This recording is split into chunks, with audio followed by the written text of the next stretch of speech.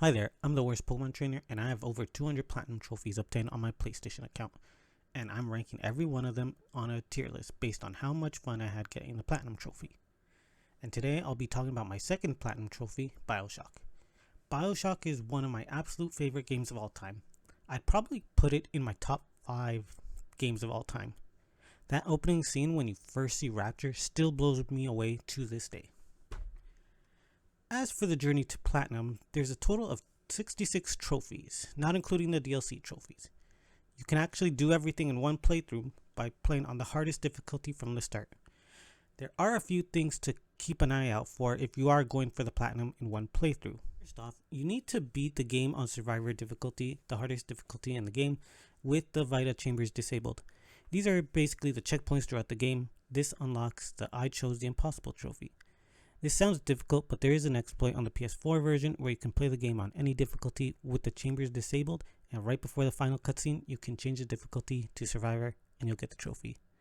I'm not sure if this exploit works on PS3, but if you're not using it, make sure to make manual saves and multiple saves so that if you do get stuck on a tough encounter, you can go back and try a different approach.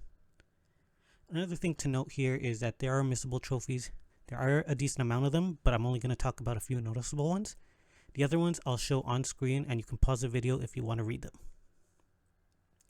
Weapon Specialist requires you to upgrade every weapon. There's a total of 12 upgrades in total, but there is one that's missable.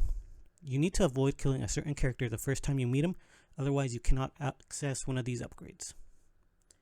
Next is Tonic Collector. This requires you to collect every tonic. There are 2 missable ones. You need to save every little sister in the game to get a tonic, and you must avoid killing a certain character you meet after finishing his artwork, or else you'll miss another tonic.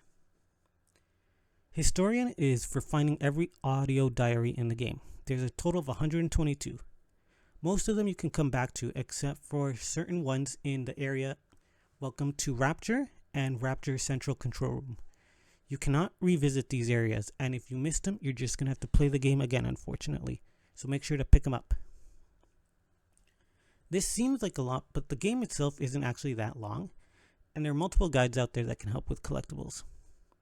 This is one of my favorite games of all time. The atmosphere, the story, the city itself, Rapture, is wrapped in mystery and suspense. I kept finding myself wanting to play more and find out what happened to the city, and for that reason, this is a top tier platinum experience for me.